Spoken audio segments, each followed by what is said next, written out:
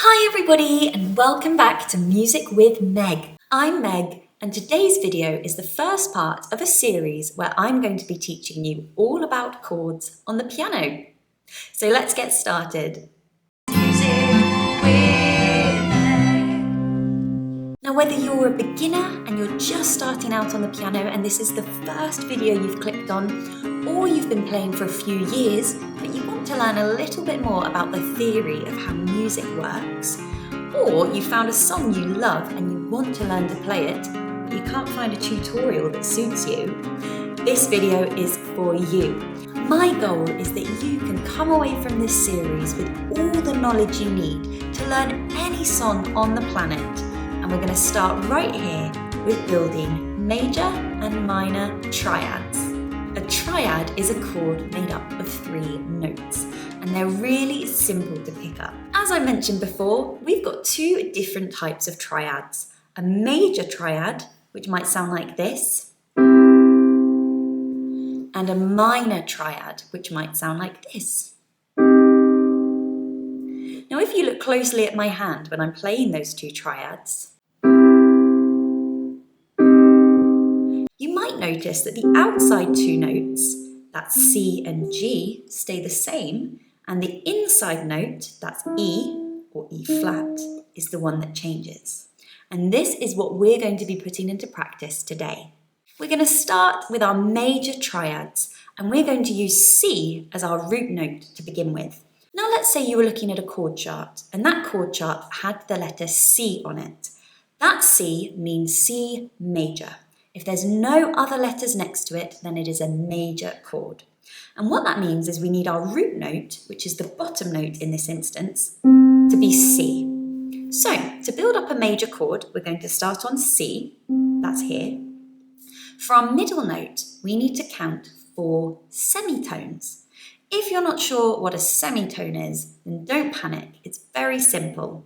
We want to take 4 half steps up the piano. So that's including all of the black and white notes. So 1, 2, 3, 4 will take you here to E. For those of you who might have watched my intervals video, you might recognise this as a major third.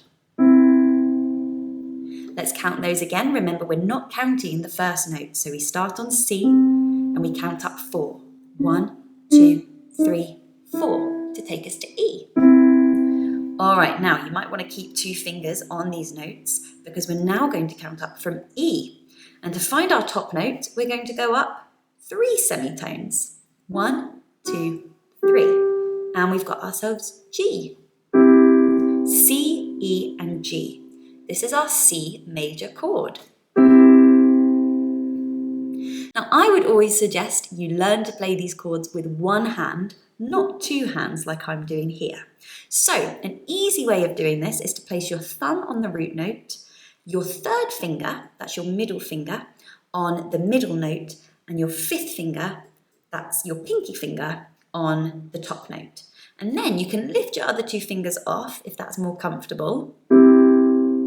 And it might not feel comfortable at first, but with a little bit of practice, you should be able to press those 3 keys down at the same time.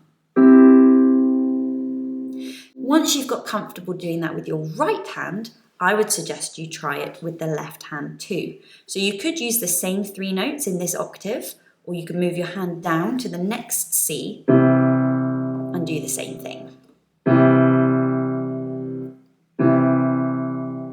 You could even try both hands together if you're feeling very confident.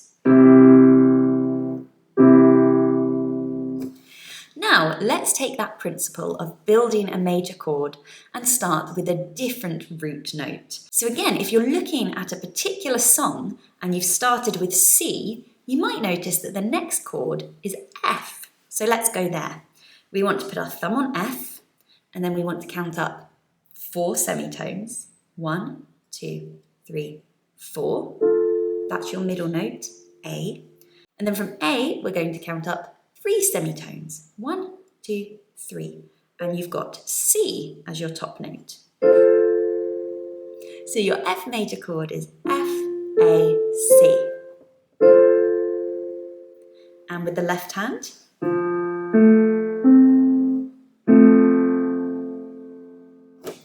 Now I'm going to leave it to you. Can you start with your thumb on G and create a G major chord? You can pause the video and then come back to check if you got it right. So we're starting with our thumb on G. Your middle note should be B, that's 4 semitones, and your top note is D. G major, and with the left hand. Now we're going to go back to C, and I'm going to show you how to build a minor chord. Now, as I mentioned before, the only note that changes here is the middle one. The bottom note, C, and the top note, G, are going to stay the same. However, I am going to show you how to build the chord all over again from scratch. So don't worry if you've forgotten what the top note needs to be. We'll start with our thumb on C.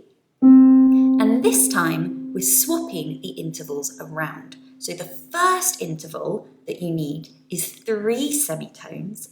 1, 2, 3.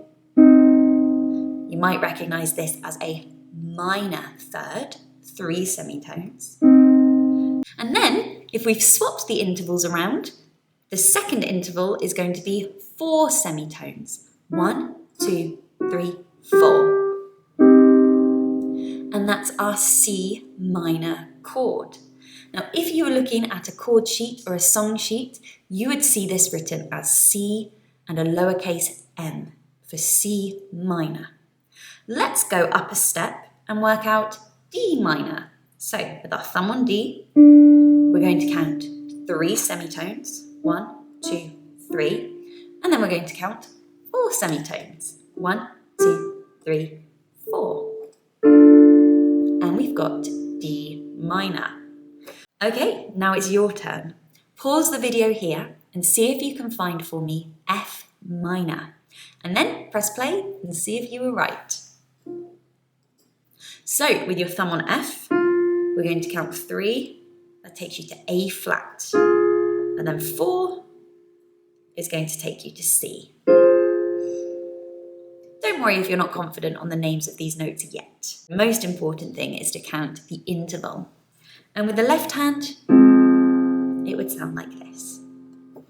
Now, your challenge, should you wish to accept it, is to find all of the major chords and all of the minor chords starting on the white notes of the piano. So that's C major, C minor, D major, D minor, E major, E minor, F major and F minor, G major and G minor, A major and A minor, and B major and B minor.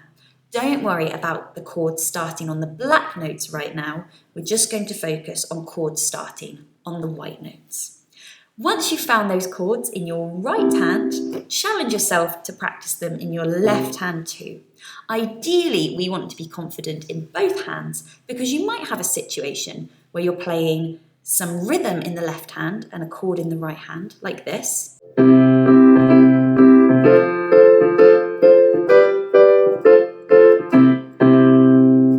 Or you might have a situation where you're playing the chord in the left hand and you're playing a melody in the right hand, like this.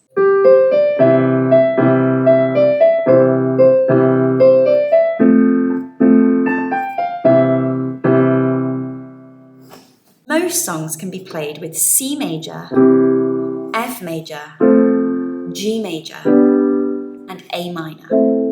So those are perhaps the best chords to focus on. Work on moving between these chords whilst keeping your hand in the same shape. If you can keep your fingers locked in position, it will make changing chords much easier. Thank you so much for watching, everybody. Don't forget to like and subscribe to my channel so you'll know when part 2 of my chord series is coming. Have a lovely week and I will see you next time. Bye!